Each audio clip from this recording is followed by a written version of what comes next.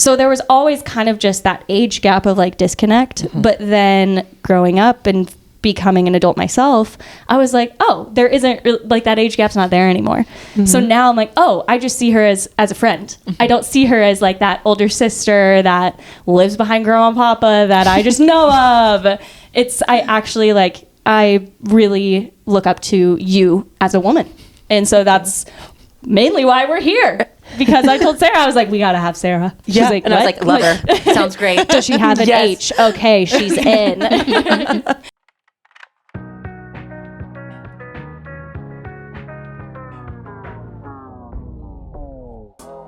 You can please some of the people all of the time, You can please all of the people some of the time. but you can't please all of the people all of the time. Welcome to the People Pleasers Podcast.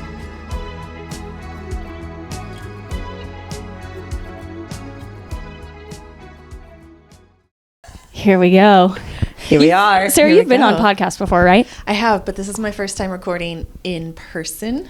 Oh, so Zoom. Yes. Okay. How many have you been on? I think this might be my fourth.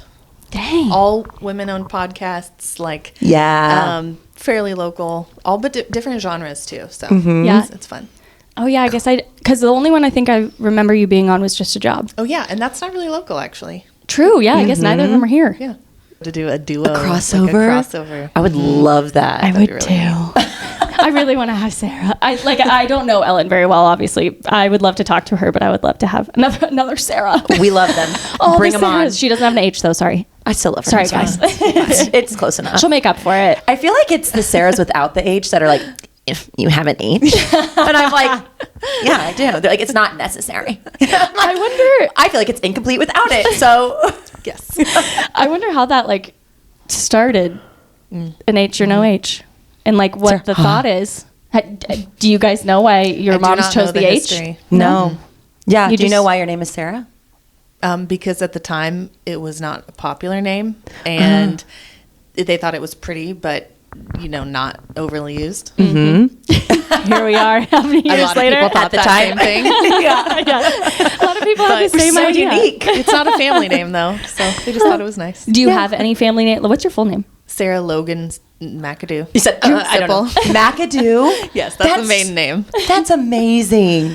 You didn't know that? No. Oh, yeah, I don't know Why how would you I would have known that. I'm like, I'm literally meeting you for the first time right now.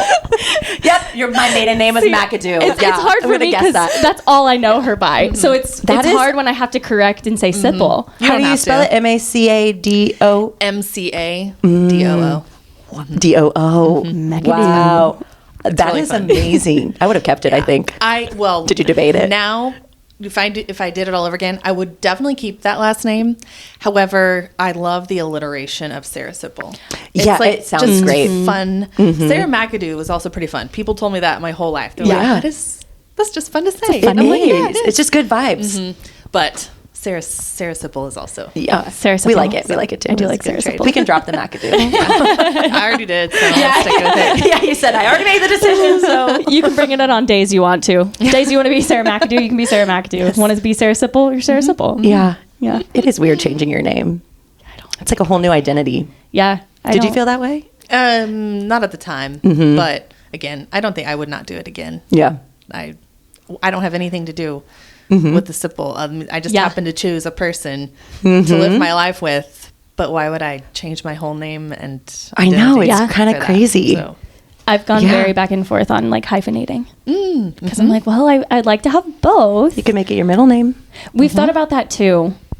I haven't decided yet. I don't know. I'll You got probably time. also wait a while until I like legally do it. Like I know how, because Riley, her sister, Riley kept McAdoo, didn't she? Because it's Vinny Worst. And so she kept McAdoo. Vinny Worst. Vinny Worst is her husband. Wait. Is it just Worst or is it Vinny Worst? It's just Worst. His name like, is Vinny. wow, these are His last name is cool names. Worst. God, I thought it was Vinny Worst. Vinny Worst. Yeah, that's an interesting one. she would not take that. McAdoo Vinny Worst. Yeah. But I kind of forgot about that. But I know some people like on social media and like socially will go by their married name, but like legally they're still their maiden name. I don't Yeah, know. that probably would have been a lot less work. Yeah. To just keep it like Indeed. that. Just keep it. Yeah. Yeah. Yeah. We'll see. You got time to figure it out. I got time. I'll think about it. I got plenty of time. Something for another day. Yes. Well, Sarah, thanks so much for being here. Thank you for having me. Yes, we're so excited to talk to you. Obviously, I know you. Obviously. It's my favorite word.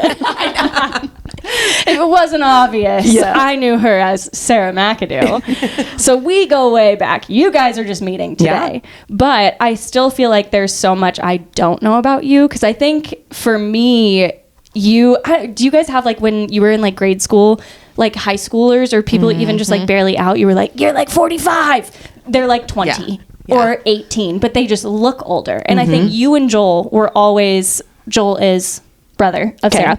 Joel McAdoo. Joel McAdoo. Got it. He is still a McAdoo. Yep. Forever and always. Yes. But you guys, for some reason, to me, like you just were always the adults. And obviously Riley, your younger sister, being one of Abby's childhood best friends, that's where it was like, okay, I'm a little bit closer in age to them, but they felt old to me too. So there was always kind of just that age gap of like disconnect. But then growing up and becoming an adult myself, I was like, oh, there isn't like that age gap's not there anymore. So now I'm like, oh, I just see her as a friend. I don't see her as like that older sister that lives behind grandma and papa that I just know of. I really look up to you as a woman.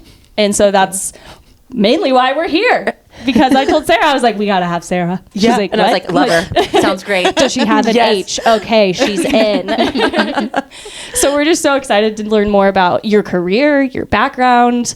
I mean, the fit, your she fashion. Came ready. Yes. I mean, you're just like the coolest person there is. So I'm excited to learn more. I'm excited for you to learn more too. Yeah, I'm ready. Ready? Yeah, let's dive in. We can just dive right in. Dive in.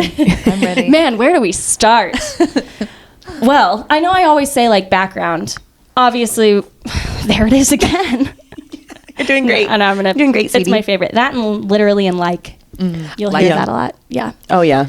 But we know each other because we grew up basically one house away, kind of. My grandparents they shared an alley with your family, which you guys lived there. You've always lived in Ottawa. That's Correct. where you grew up. Yes. And so that's where we started. You guys just met 5 minutes ago. I don't have a backstory, but I love her already. But as far as like background goes, I want to know, I kind of want to jump into your career first, because that one I think to me is just like the coolest. But you started in Ottawa and how did you meet Ryan, your husband? Ryan and I met working together. We both worked. It was like a summer job. I was just out of high school. He was already in college. And it's just a summer job. It's like manual labor for the school district, painting, building random things, just like odd jobs around the school district, and that they could hire, not kids, but children, young adults, but not adults fully. Yes. And then the funny layer to that is that my dad was our boss. And so he thankfully was like supportive and not, trying to be scary or anything. Yeah.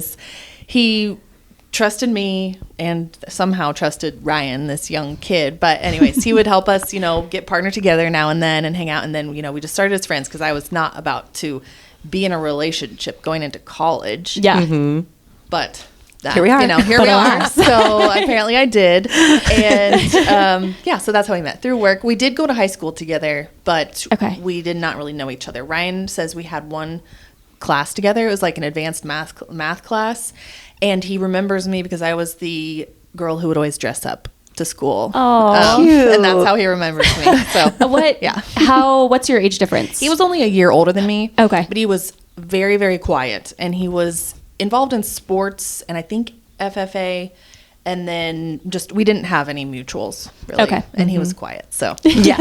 And I was just busy prioritizing my outfits for the day. Exactly. Yeah. Yes. Not paying attention to that. And trying to survive the math class. Yeah, yes. I know you said advanced. I'm like, okay, she's smart. Advanced mathematics. I never took that class. Count me out. Yeah. So, then going back to school, the school portion. So going to college, what were you going to school for? Well, how did that start? Let's just start with saying that I started as a communications major.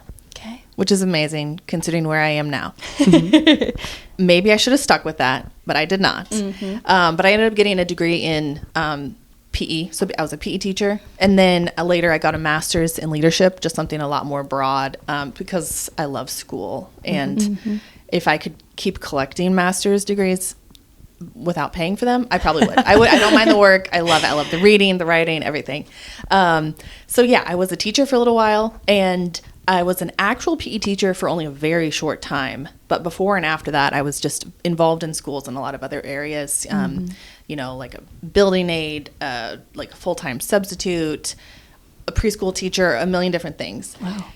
And then I ended up working at Ottawa University and climbed up a little bit there. And when I left, I was the assistant director of student life. And I loved my team so much. It's the only thing that kept me there, because the job itself was a real bummer, because I was in charge of student health insurance. Ooh. Oh.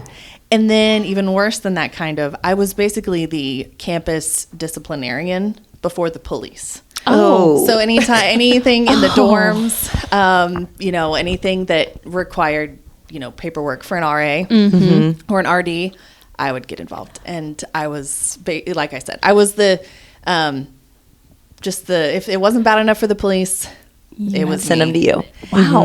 And yeah. So how did that kind of come about, or like fall into your lap, I guess? Well, when I worked for Ottawa University, I was in the student affairs department, and I started as an assistant to the dean of student affairs, and then just kind of slowly worked my way up.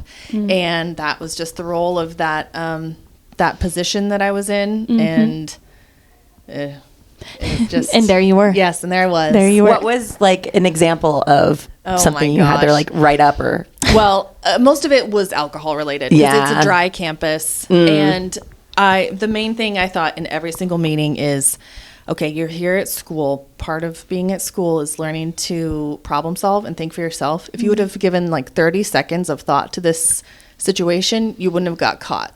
Yeah. Like you could have hid this. You could have been just a hair smarter, which you should be you should be learning and trying new things and like problem solving again. Yeah.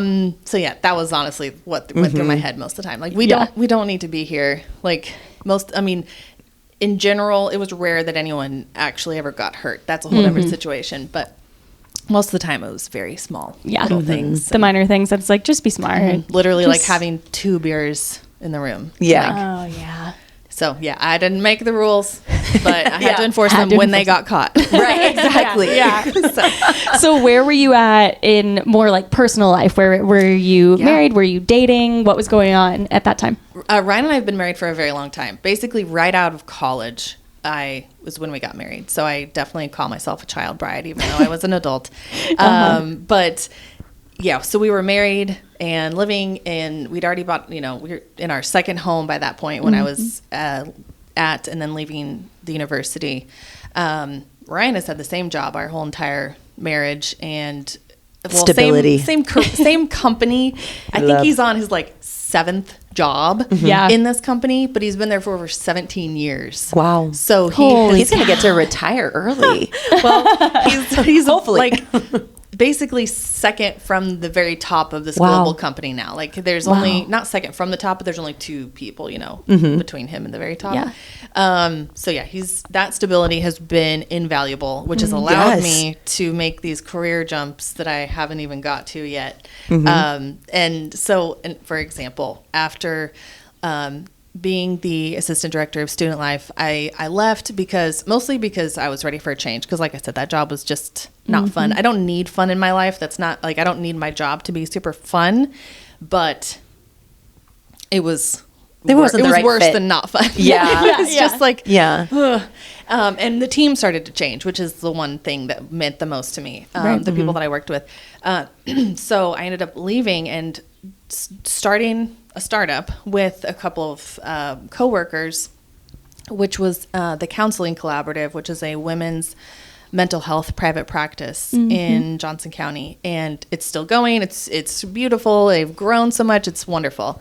But again, it was a startup. We didn't take any salary or anything for a long time, and I was only able to do that because of Ryan's stability. So I've jumped a lot and changed careers, but that it's only thanks the privilege of his stability and this relationship I can rely on is it's allowed you to. It's huge. And I do not take it for granted or do not pretend that anyone can just do like these things that I've done, and it's no big deal. There's risk, but I'm very thankful to have that backing me up. But wow. Yes. And then after a couple of years at the counseling collaborative, it was just, again, ready to move on. They didn't need me anymore. They needed a receptionist. And I was ready to, by that time we had moved from Ottawa to downtown Kansas City. And I was like, okay, I'm ready for a new challenge. I'm ready to work somewhere a little closer to downtown and not have to commute, in the traffic, like an hour sometimes. Right.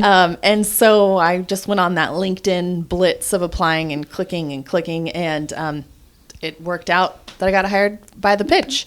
And it was mostly for a marketing role.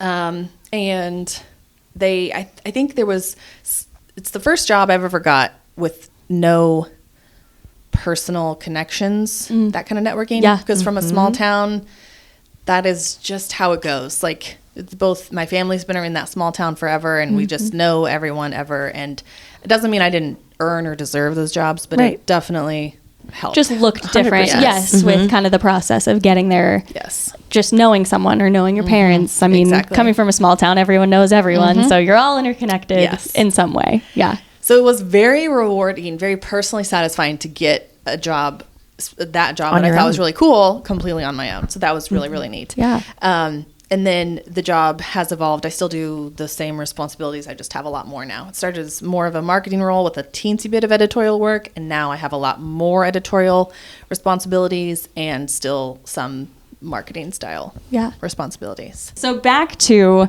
kind of the first stop in that journey. So after you left the university, you said that's when you went to the counseling co. Correct. And that's when you mentioned that you and Ryan decided to move to Kansas City.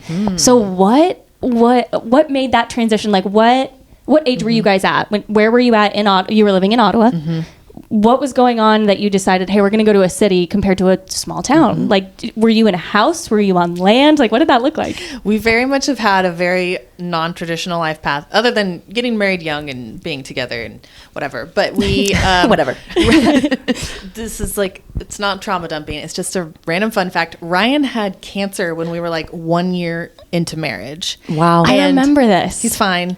But it really transformed our like perspective on life and things. Yeah. And we just, I think that really informed our life path of like kind of doing what felt right and not so much thinking about what is expected or like traditional.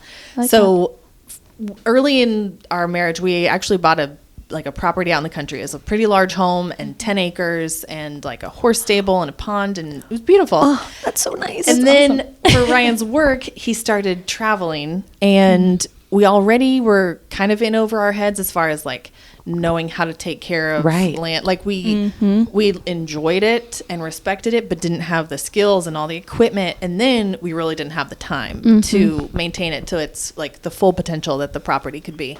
So we were like, okay, let's move into town. So we sold that property for something smaller in town. And thankfully we were there during quarantine time. And so it was nice to have a backyard. And like we walked to the, basketball courts at the local schools. And we had this little room that we transformed from like a guest room to a gym and then a movie room. And just like we were glad to have that space during that weird time period in the world. I didn't realize that was just, I mean, I say just, but that was 5 years ago, which that's crazy on that end. But also to me, thinking back, I'm like, I felt like you guys lived in Ottawa 15 years ago. I don't feel like that was 5 years ago that just happened. But that's weird for me to try and connect, because I also feel like we've both lived downtown for way longer than we have. Yes. Okay, sorry. Getting back to Well, to then that, we just thought it was best for Ryan started traveling. And then I would travel with him, and basically we just decided with each move we wanted a smaller home but a bigger life that just kind of felt right for us, like less to maintain, less stuff to own, less, time cleaning and working on the yard and stuff like that.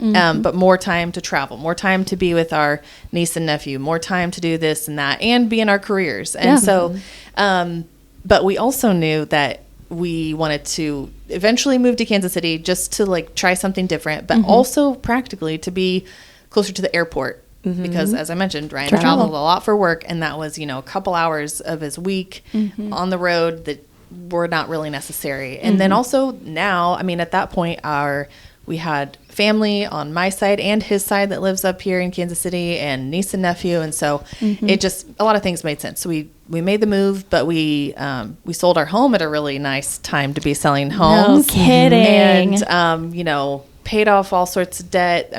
The little bit that we had, and ended up renting by choice. And we've moved in. We've tried a few different places, all downtown or River Market. And again, it's just been a good fit for us in our kind of like our career hustle phases and being very close to family. So that is what kind of sparked that. We'll eventually own a home again because Ryan really loves space. He just dreams of a movie room and a sauna. Ooh, I'm coming to your guys' future home. Yeah. Next podcast, exactly. We'll be there.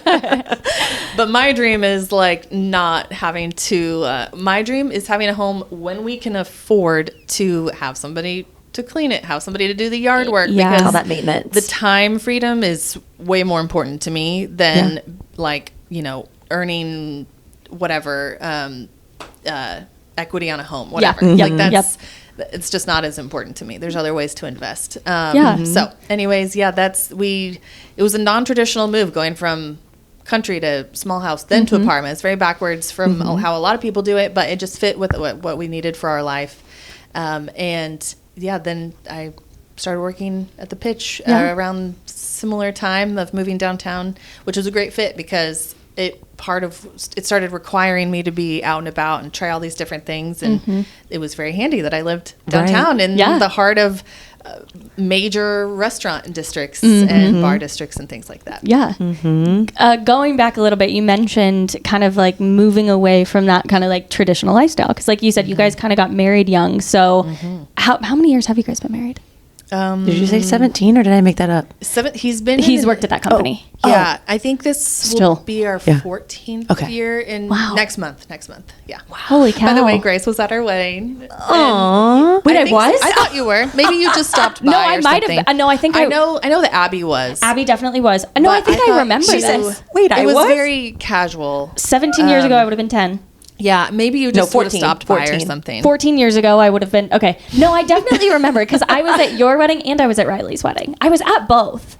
But I think that was also a time I think that Abby was like, no, probably. My you weren't allowed to be involved. That I don't think I was fully involved, but I do remember being there. Wait, that's weird that you mentioned that now. I totally remember that. I think so. Because I feel like I remember what dress you were wearing. Me too. Oh, this is so cute. This is like I do as well. This is going into the very depths of my brain to remember I can see the wheels are turning. Where was I? What was I doing? No, I do remember that. Wow. Okay, so 14 years. Wow. I think around 2011. Yeah. Wow. Yeah. So traditionally, you said you kind of moved. That's when you guys were thinking of moving to Kansas City. That's when you were kind of thinking through. How old were you? Probably like 31. Okay. 32. Is that where you would have thought like your life was at 31, 32? Like, no, but only because I've never in my life been able to visualize very far in the future for myself or for goals or anything. So no, I didn't see myself there, but I didn't see myself anywhere. Yeah, it's just like that's fair. A weird thing. I've never been much of a goals person, especially long term. But I've just always had this block. I used to think that it meant I was going to die very young. One of my best friends is the same way. She was like, I'm going to die at 27. I'm going to die at 27. And then she turned 28. I was like, you didn't die. You're still here. But yeah, she was just like, I just can't picture anything past 27. So weird. Yeah. So I don't necessarily think, who knows? It could still happen. But I don't necessarily think it's that. I think it's just I don't know. People's brains are different. Yeah, so, totally. Yeah. So I know I did not envision that. Yeah. Not going from small town to a city. Mm-hmm. And this is more of a personal question, so you don't have to talk about this, but was that traditional role of a family something you ever envisioned? Was that something you thought of? Ryan and I, we disagree on this part as in how we remember it. So no, I've never ever been like, as a kid, I never played, like wanted to play house and be a mom. I wanted to play teacher or play art or whatever. Like I never really had that in me. And then I still kind of check in, like, especially on Mother's Day and things like that. I'm like, wait, do I have any desire? What am I feeling? And then literally no. So never been interested in having kids. Yeah. But I think that for a long time, especially when I had different views on expectations and religion and a million different things, I was interested in adoption. Oh, and I thought that if we were going to have a family, that's how it'd be. Yeah. Ryan's convinced that I never said anything about that. So maybe I didn't communicate that. Maybe that was just one thought I had. I don't know. But yeah, no, it's never been a desire for us. Yeah. And I still don't think that, women have to have, well, if you're not going to be mom, you have to be part of someone else's. But I am thankful that I can be, a better part of somebody else's village, since I have more of that capacity to, give my energy and my time and everything. And so I take it very seriously, like I'm very thankful that I can be in my niece and nephew's life. I was just going to say that. Being an aunt is the greatest. I love it. I know. You both are. I know. The greatest. It really is. Because then it's like, I get all the fun. And then it's like, oh, you're being bad? Yeah. Go. Yeah. Yes. Mom? Not me. Yeah. Tap out. He wants mom. Yes. But I think it's the teacher in me. But I even love, like, not the hard stuff, but the kind of hard stuff. Like when I know that, my friend or my brother and sister-in-law are kind of working on a certain concept or thing with their kids that I can help reinforce. Like I'm another outside voice that they hopefully trust, that's also safe, and I can guide them in that same way that their parents want. And it's just sometimes helpful to hear it not from your own parents. Oh yeah. You're like, oh wait, they're telling me the right thing. Like, well, and you're you're cool Aunt Sarah. Like I'd be like, yeah, I want to do what Aunt Sarah does. Do they call you Aunt Sarah? Yes. Okay. Did they always? Was it a little Sawa phase or anything like that? Not really. Aw. But I'd be happy no matter what they say. Yeah. Yes. I was just curious because I was Sawa for a while, and I was now just the R's for a while. Couldn't get anything more than the S sound. But fair. Yeah. And now I'm like, oh, now you just call me Aunt Sarah. It's the cutest thing. I love this role. Appropriate now. It's funny for me because I have an Aunt Sarah, so saying Aunt Sarah, it just makes sense. I have an Aunt Sarah. All the Aunt Sarahs. Everybody has an Aunt Sarah. Yeah, everyone has a cool Aunt Sarah. I did also want to ask, because again, growing up around you and like watching you as more of like a female role model in my life, that I didn't really like see or understand more until I got into adult life. Was there like, do you have some role models in your life? Because to me, you are a very confident, collected, just cool woman. Where would you say like that confidence or that like assurance came from? I think just 100% my mom. Yep. She is just one of the most grounded people that I know ever. She's so smart. But there's so many things that I think I learned from her and that I could like try to emulate, like little things. Like she doesn't exaggerate or do little white lies, or like she's very conscious of her language.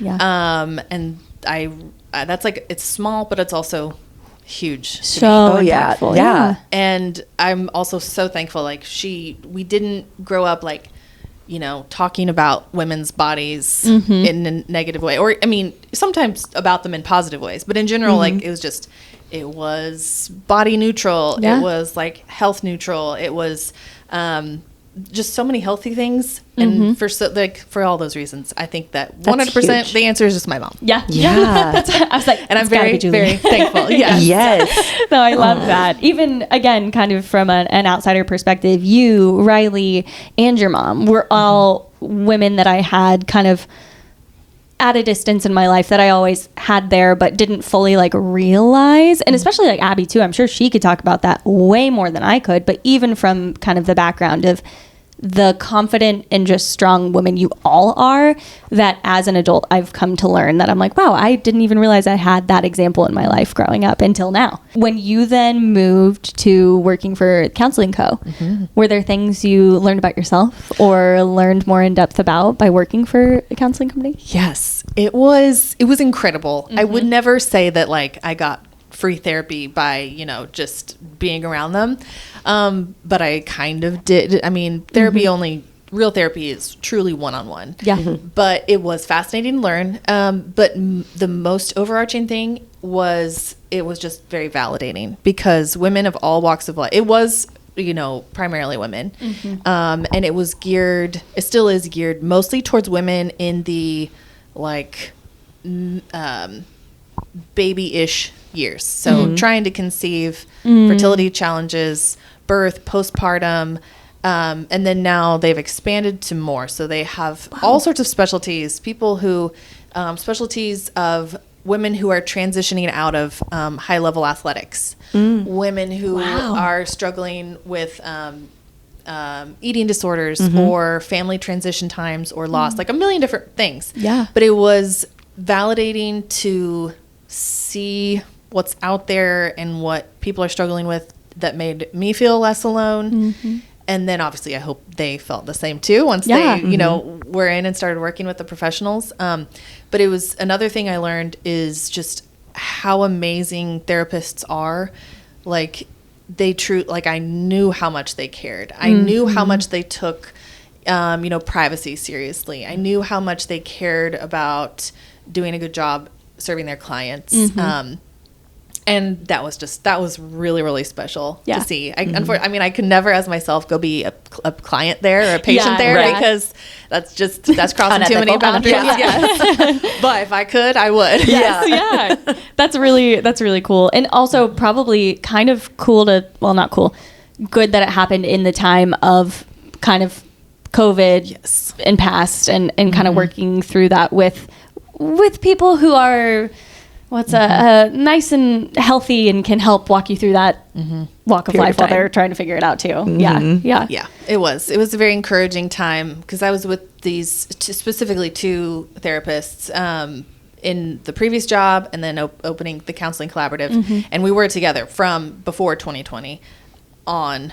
And we, you know, obviously everybody had their own struggles, but it was good to have a group of people who you know, weren't quite as shaken by struggles, if you know what I mean? Like that's what they're trained for. A little bit more stable. Right. Yeah. And then also, you know, we do everything from reading new books to doing, you know, walking clubs and FaceTiming while walking. Like I was thankful for them for having that, you know, tether of encouragement and positivity, but also validating and normalizing that this is wild and not normal, and it's okay to not be okay right now. So I was very thankful for that. That's awesome. So then leaving Counseling Co. Is it Counseling Co? Counseling Collaborative? Counseling Collaborative is the full name, but Counseling Co. Easier to say and like, you know, quicker on social media and stuff. Very true. Very true. So then leaving there, like you mentioned, then that's when you found the pitch. And so at this time you're already in Kansas City. You're already living here. Where'd you guys start? Where did you live first? We started in Flash Cube. Yeah, it's an apartment complex. What is Flash Cube? I'm like that way. I'm not a Kansas City girly, clearly. Well, it's relatively new. It's not like one of those that's been an apartment complex for a million years. Yeah. It's like it's right by, I don't know, it's really near River Market. Okay. On Main Street. There's a streetcar stop like right in front of it. Okay. Cool. We did not last very long there because there was some good parts about it. However, the windows did not open, and a lot of the units it was like one of those rare buildings that allowed Airbnb. It allowed short-term rentals. Oh. And so people it just felt more like a hotel. Right. Random people coming and going. Yeah, so many people coming and going. And a lot of the common spaces were just not treated with care like it would be from people who lived there. So those were the two reasons that we were like, out. And then, we've lived a few other places. I don't like to share exactly where, but downtown, and very happy to be downtown. It's just, the magical feeling of the walkability is something I just thought was so cool, like such a cool city thing. And then literally just like a few weeks ago, I realized, or maybe Riley and I like together realized, that the reason that it's so natural and like feels so good is because literally that is how we grew up. Yeah. We grew up, I mean, Grace's grandparents, but you spent a lot of time there. But we grew up like just a couple blocks from our downtown area, where my grandma lived in an apartment, where my aunt had a quilt store that I worked in, and where later I worked at a pharmacy and an old-fashioned soda fountain. And there were a couple stores. There's a movie theater, like so many little things. And also we would, as kids, save up our money and like every couple weeks rollerblade to Casey's to buy candy. Oh my gosh, so anyways, the walkability, I'm like, well, no wonder this is important. Just on a larger scale. This is what we did. Yeah. And that's so silly that I just realized that a few weeks ago. But that's so true though. Cause I'd have friends over, we'd walk to Briscoe's and we'd get candy, and then we'd walk, my grandparents, when they used to live next to Frank Eye Center, we'd walk down to Walgreens, we'd get magazines, we'd get candy, we'd get fun stuff. Then we'd go to sleep. The pool, other way, but the pool. Still, we would walk to the pool. Yes. That's so true. Also, you mentioned something that I didn't even think about. Our grandmas are best friends. Yeah. They've been best friends forever. True. Yeah. You mentioned that, and I'm like, oh my God, Chris and Kathy. Yeah. They get coffee every week. I called her on her birthday, but I noticed she was at Chris's, so I was like, all right, well, I gotta wait till she's done, and then I'll call her. Duh, I forgot they've been best friends forever. Yeah. That's so funny.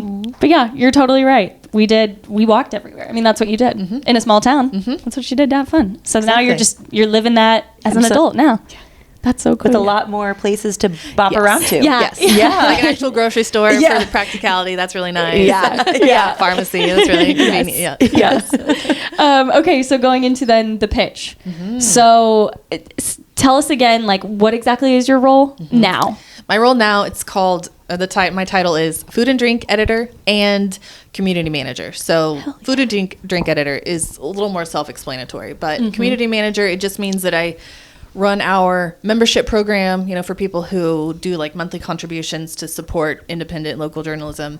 And, I do some of our social media sites, and then I do some of our marketing, like when people, let's see, this week, Starlight Theater, they, hired us for some ad, things. And so I put those together and put them out. And we have some of our own events that I do some event marketing for. And then our free newsletters, like that's just one of the most popular ways that people get the news nowadays. Yeah. I've been the newsletter editor since I've been there, and which I've always loved newsletters so much. They're one of my favorite things about modern life, I guess. Yeah. Like, I love newsletters.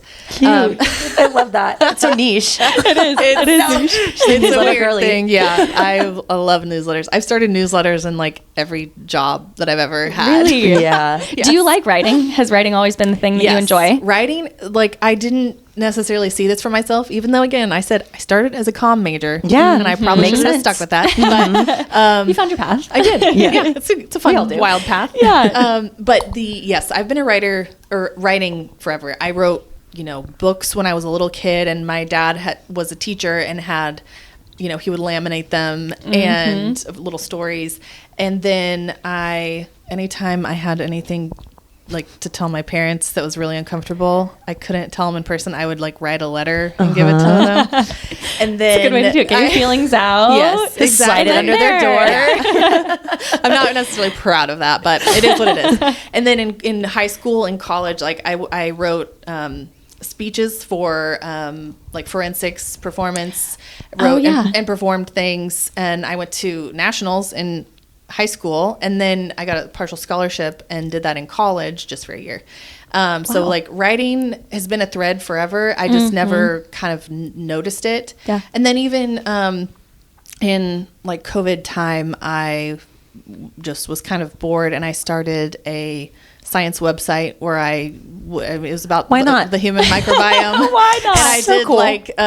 I even wrote a couple like ebooks around that, and the science, the human microbiome, so like bacteria and stuff in and on you.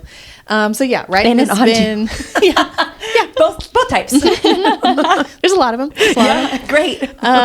So and then of course making newsletters at every job I've had, and training materials, and So that part of was that the initial job you took, or what was the initial job? The initial job I took was just community manager. Okay. And then the little parts that required writing, I really enjoyed. And then just random little things happen where someone who did this, monthly thing in the magazine had to back out last minute, so I took over, and then I just kind of like slowly just started taking over more. Yeah. And just happened pretty organically like that over a couple years. Yeah. And then just kind of out of the blue, our editor-in-chief was like, hey, I think you should have a new title, and I think you should take like a larger role in planning and managing our food and drink coverage. And so that's when that title came in. So I have a weekly column just like about food and restaurant news. It's a lot of fun. There's a million things I could write about every week,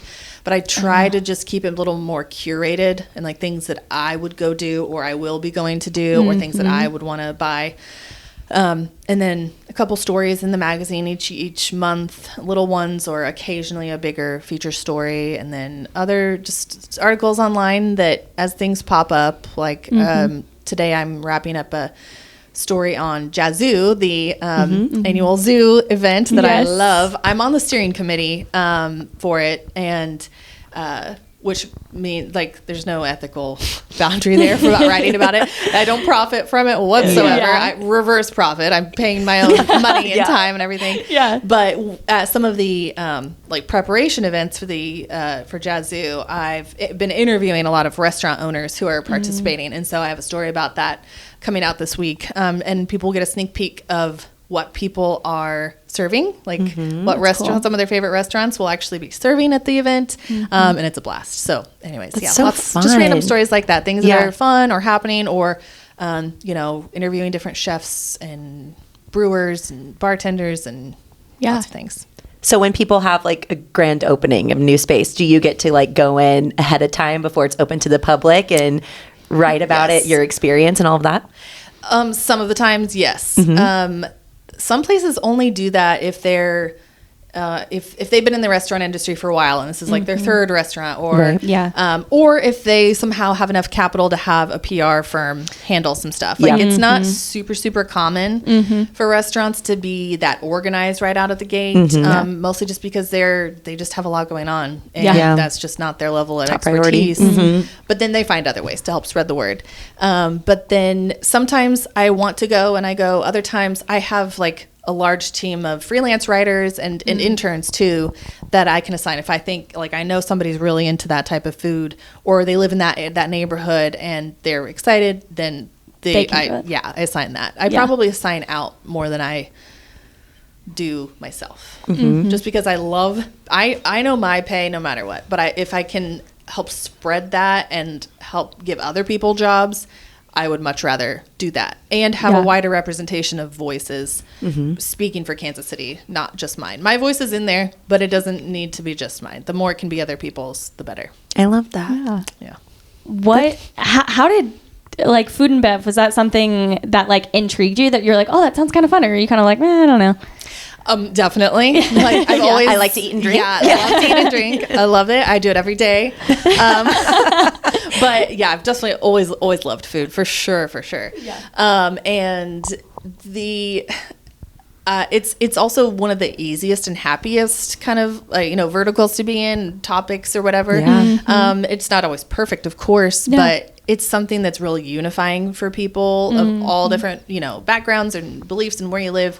Food is very unifying, so that's really neat. But it's also a chance. It's like a modality of showing off the diversity of Kansas City and how cool we are and how much there is to offer, and how people could be spending their money that stays more in the community versus going to Texas Roadhouse again. Yeah. No offense, Texas Roadhouse. Hey, I worked there for, so how long did I work there? Almost 10 years, baby. It's a great place. Yeah. But there are not other places. Yeah. Or like a Starbucks versus a local coffee shop. Exactly. Yeah. Some money does stay in the community, and that's great. And obviously, like, Starbucks has a few things that other coffee shops literally just don't even offer. Right. So I get that. Yeah. 100%. I still absolutely go to chains. Probably Taco Bell more than anything else. Yes, my girl. The best one. Yes. What's your favorite taco on the menu? Right now I love the chicken cantina soft taco. It's kind of new. Yeah, I've never tried it. But it's really I love Taco Bell, so I'm like, have to get your hot take. But I always get a bean and cheese burrito. Like, okay. Always, like with a little bit of onion and sauce and stuff. Like I always, that's a staple. That's a staple. Like always one of those. Because because sometimes they mess up. Like it's not very common, but that will always be my safety. Yeah. Thing, Yep. The bean burrito. I love it. What's the black bean crunch bag? Mine is so I love a oh my goodness, what's it called? A cheesy gordita crunch. Yeah, but I do chicken in it. I'm gonna try that. Yeah, and sometimes I do the Doritos Loco Taco one. I love those. So good. Yeah, but the cheese gordita crunch version. Yeah, I will try that. I didn't even know sounds that. like one. I'm gonna break out the app for that one because I always feel more confident. Totally making all the modifications. Yeah. Oh yeah, 100%. I know. I go up there. I'm like, can I have with chicken, please? Please don't spit it. Don't be mad Please at be me. nice. I don't like the beef. No, me neither. I think sometimes I don't know. I think I don't have any reason to hate on Taco Bell. Right. A lot of people do, or like past experiences, but I think I've just literally never got the beef. So I think that's what I'm the saying. answer. 100%. I have zero problems. Got no beef with Taco Bell. Yeah. Yeah. In all Literally. the meetings. Yeah. That's so funny. Hard hitting question right No, there. I really like that. Like, Taco Bell? Question, What? yeah. I'm listening. With your job at the pitch, you're very like, oh, what's the word I'm looking? You're cool. like, yes. I'm not, if hasn't been established yet. Yeah. You're very like tech savvy. Like in my opinion, you have a great social media presence. You have a great you run a great TikTok. You have a great Instagram. Have you always been like pretty good with the tech, or was that like a learning curve? I think tech wise, I've always just been fine with like exploring, like because we had a computer growing up, but I was definitely in that like cusp time of. I kind of remember not having computers and then getting computers. So that was just how everybody learned at the time, was just clicking around, playing around, whatever. So I think I just still have that mindset of just whatever. Yeah. Like I'm not afraid to mess around and try something, whatever. But, I was going to say something else to answer that question. It's okay. Oh, but I've always just thought social media was so fun. So it doesn't intimidate. Social media doesn't intimidate you. No. It's just a fun thing. It's really fun. I've thought that. I've like posted on Instagram when, literally since probably 2011, I think. Wow. Like I don't know when it came out, but when it first was a thing, period. Yeah. I have always just loved it and thought it was fun. Instagram the most. Now I think TikTok's a little more fun. I just think the algorithm is very sophisticated. Not perfect, of course, but like, so yeah, I just think it's a lot of fun. And then I always think like when it comes to my content, I'm like, I think about what I enjoy consuming, and then that's what I try to put out, because I don't, there's plenty of times in life when we are only like a receiver, not a contributor, but I just don't want to be that way on social media. I don't want to be a lurker. I want to I enjoy consuming. And so I want to also put out and be part of that. And so that's how I kind of think about what to post or how I post. I'm like, well, I love seeing all this, I love seeing day in the life. I love seeing behind the scenes. I love seeing this and this and this. I'm like, so why wouldn't I put that out? And so that's kind of my mindset. Would you consider yourself an influencer? I don't know. Or what is an influencer to you? I think I have kind of an old school view of influencer, of someone whose job online is to sell things. I wouldn't say I'm an influencer in that sense, but then again, I don't think that I'm not afraid to say influencer. I don't think it deserves a negative connotation. Right. It's just a relatively new job. Yeah. And I think people are afraid to say influencer because they hold some like shame to it, for whatever reason, even though people of all walks of life are consuming the content, kind of content. Yeah. Right.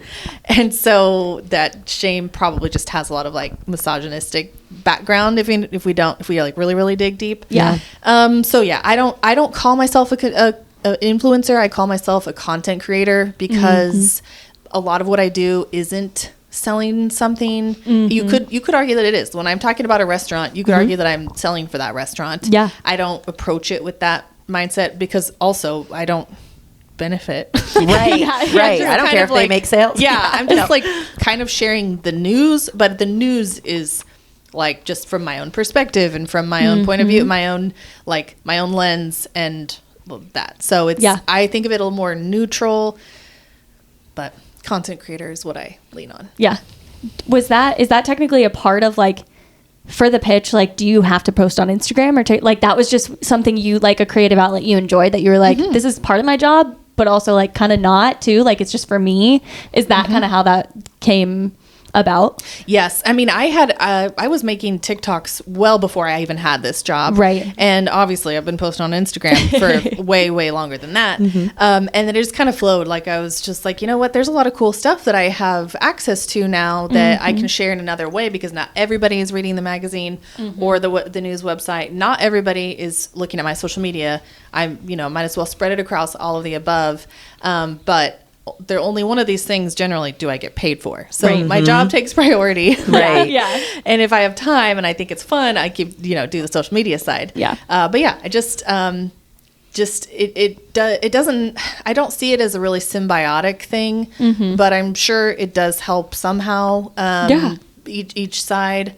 But yeah, I do have to be like, I have a lot of strict boundaries. Like if I were to receive money for something through myself, I don't receive money as a journalist, of course, just my own paycheck, not any sort of like money from a restaurant or something like that. Right.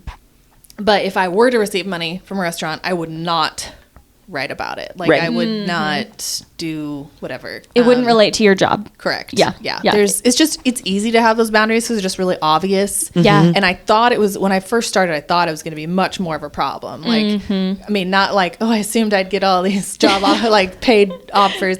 It's just more like, I was like, I'm glad I was really strict at the beginning and communicated that with, my work and, myself and people around me so they knew. But obviously it just really hasn't come up. I don't get paid for hardly anything online. And that's why sometimes I do take like nationwide. Like currently I'm in talks with an alcohol brand that's nationwide, and I've had it before and it's fun and different. But like I'm not going to, there's no overlap of me writing about them through the pitch since we really focus on local stuff. Right. So I will happily take their money to supplement what I think is really fun and be able to keep, having more time and free time to share free fun stuff online. Yeah.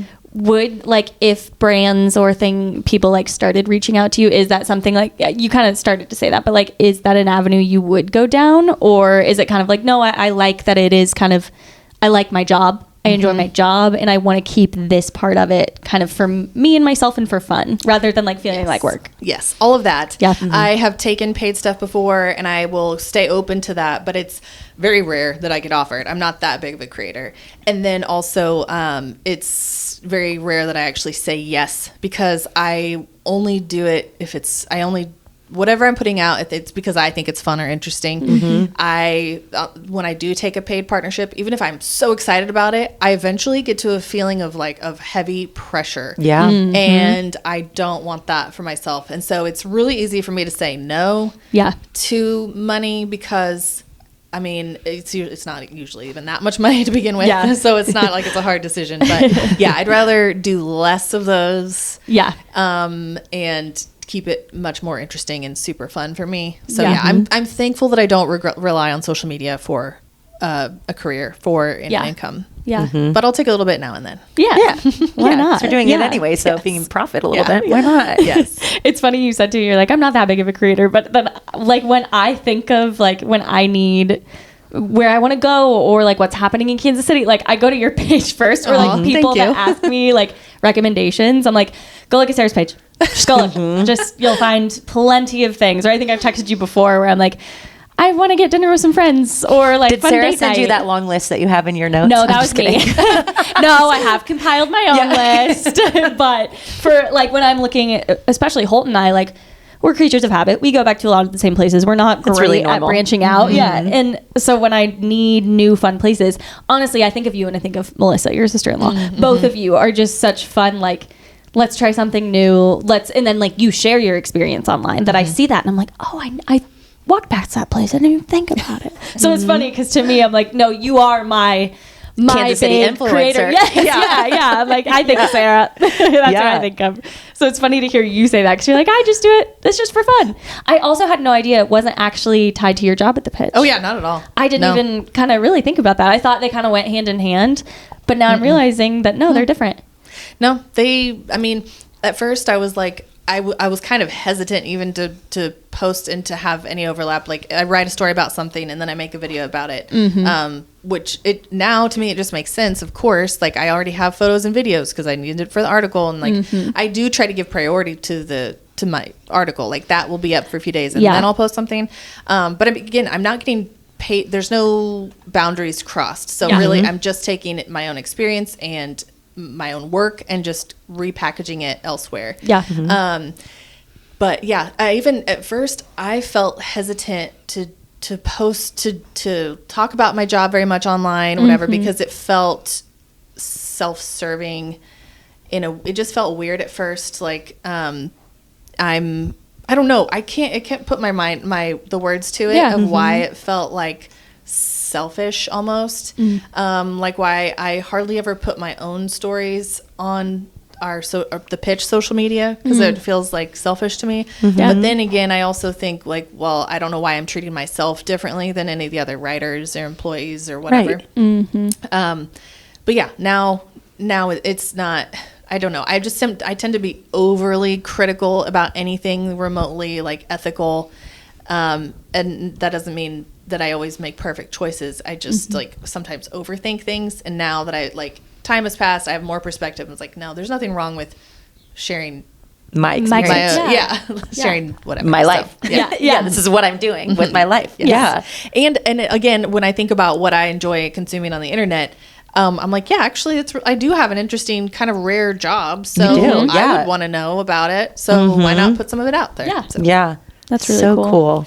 And I just love, I was so curious. We've already talked about it, obviously, but just how you got the position and all of that. That's just really cool that you were just like, no, I'm just going to go fire out my resume, slide into the DMs on LinkedIn, and it all worked out. Yes. Actually, I had one of my, I don't know, kind of favorite memories. The best job application thing I had to do was one of the parts of the hiring process was I had to write an email, basically a newsletter campaign, but it was just I had to do the text. That's all I had to do because I didn't know their format or whatever. But I just had to write the text for a pitch members giveaway email. So people who give monthly contributions to the pitch, they have had monthly giveaways with local businesses, and like a business gives us a product to give away. It's not super common, but sometimes it's fun.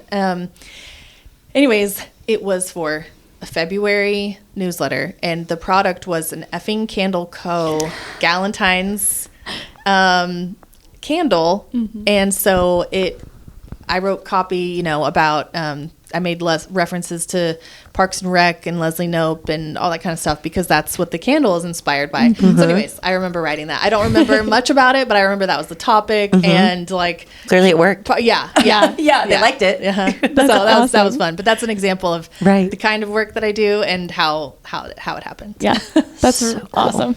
That's one of the main things. Obviously, I know our podcast has the parameters of weddings, wellness, and womanhood. And we don't have to touch on every episode, but I think you encompassing a lot of things within womanhood, within your career, within your life, that especially when it comes to your career, I've always just been so interested, but also just like, damn, she's really cool.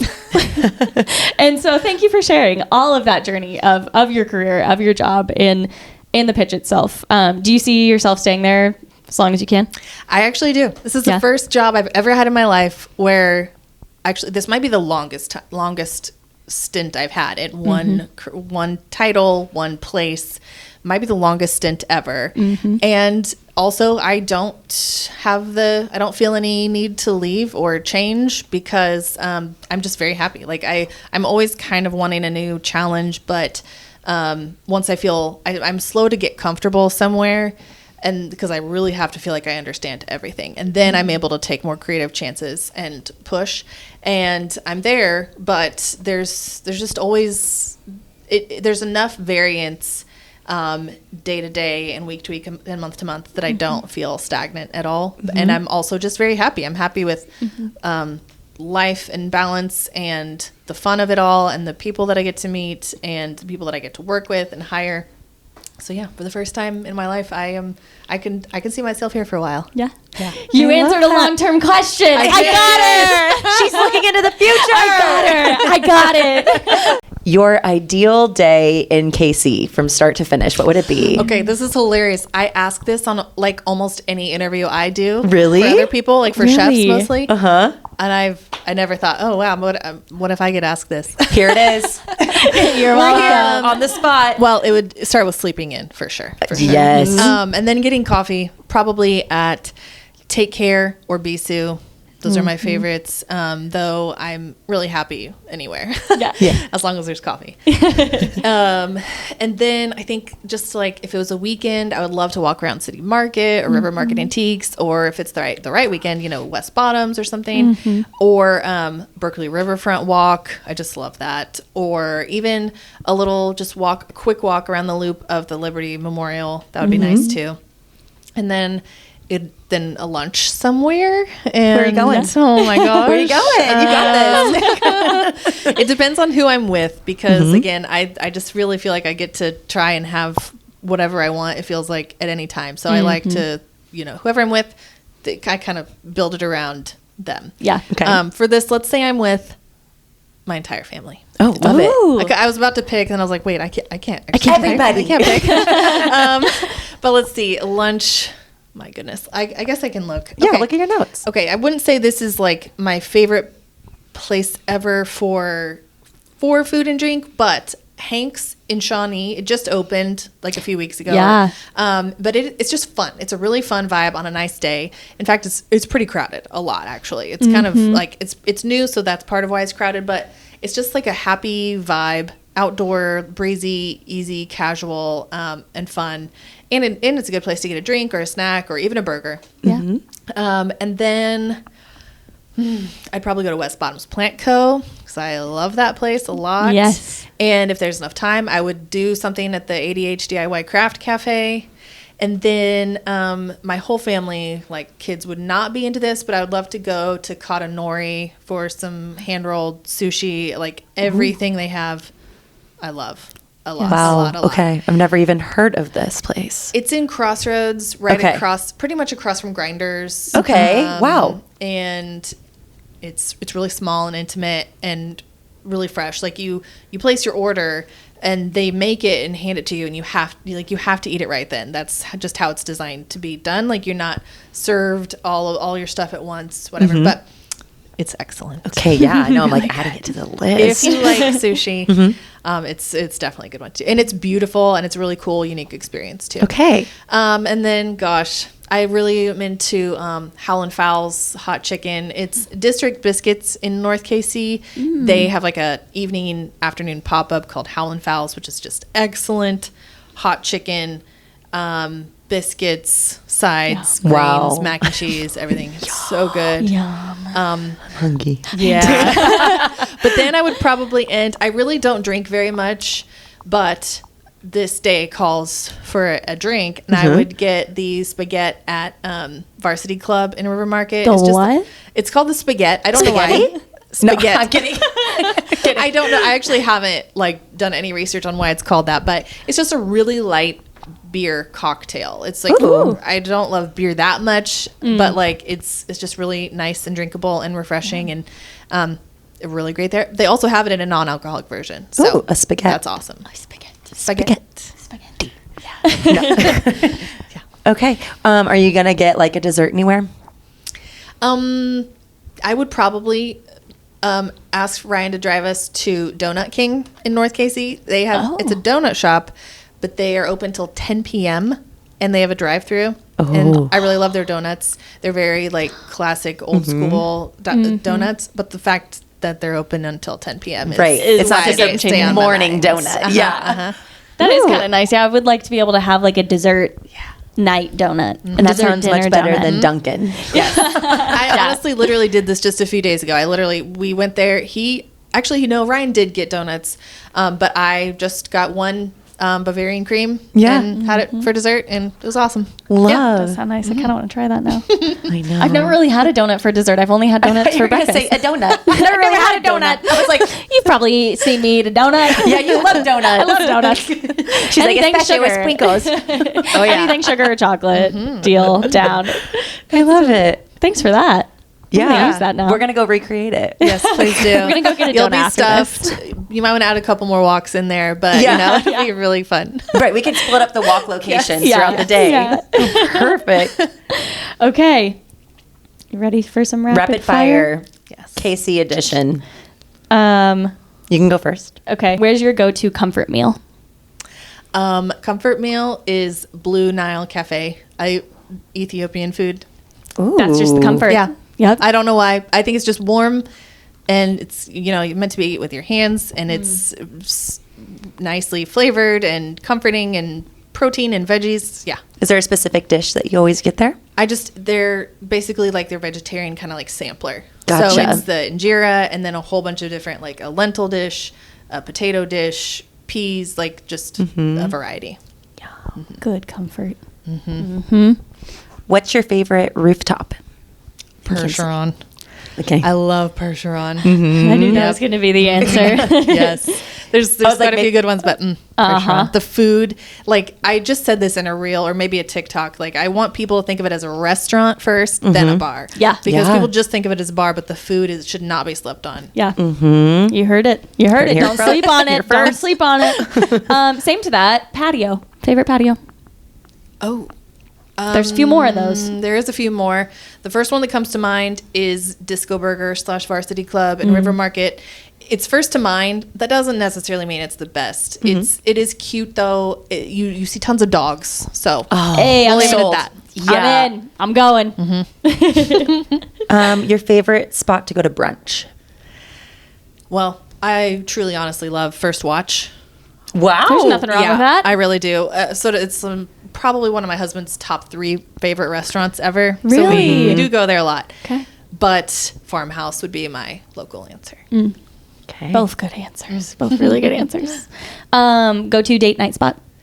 Barbacoa.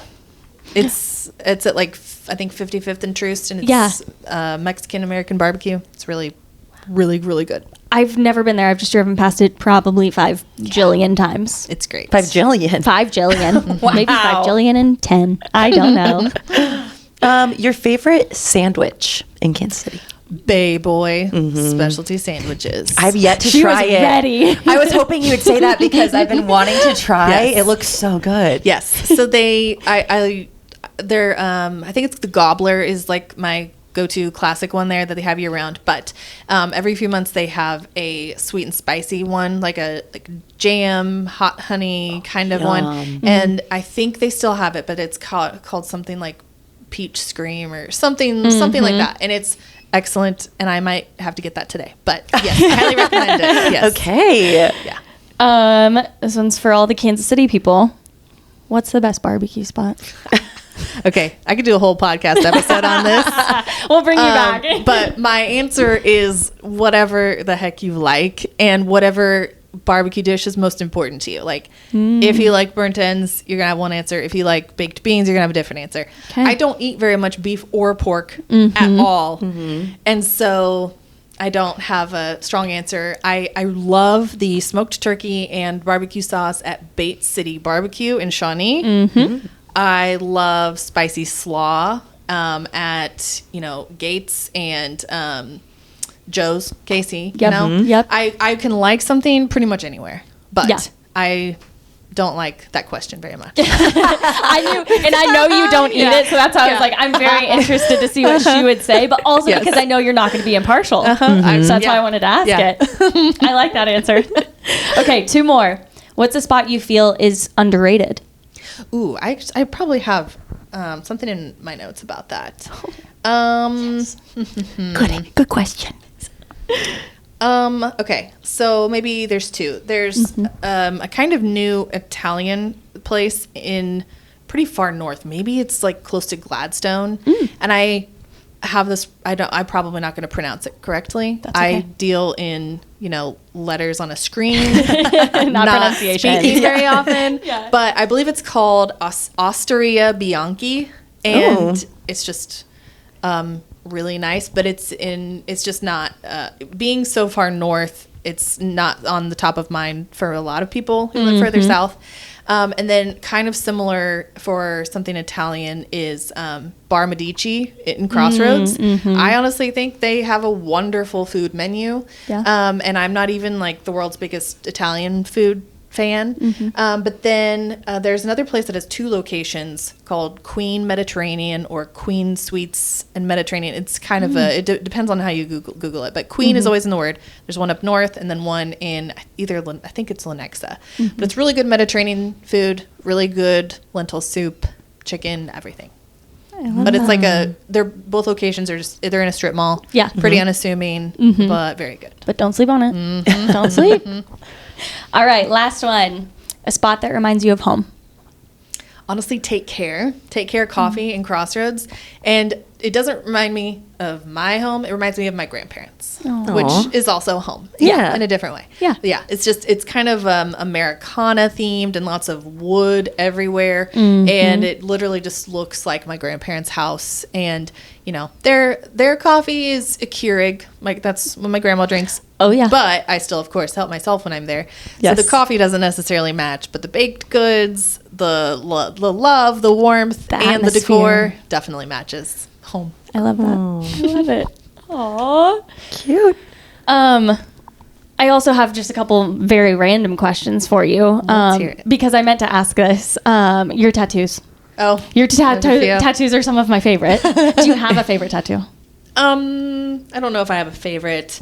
They all have some funny stories. Like the coin here, it's a matching tattoo with 7 other friends that we got in honor of our 9th friend who passed from cancer last year. But then this little T tattoo is an interesting story because there's a TikTok that has, I don't know, close to like 4 million views now about that series that my siblings and I, we got matching, well, not matching. We got tattoos based on these kitchen tiles in our parents' kitchen growing up, and because they were custom painted for my family, and then we got tattoos of them as adults, and the TikTok blew up for sure. TikTok like that one. Yes, that's what I was going to say. And it's my favorite. It's a teacup, not a letter T. Correct. Yes. It's a teacup.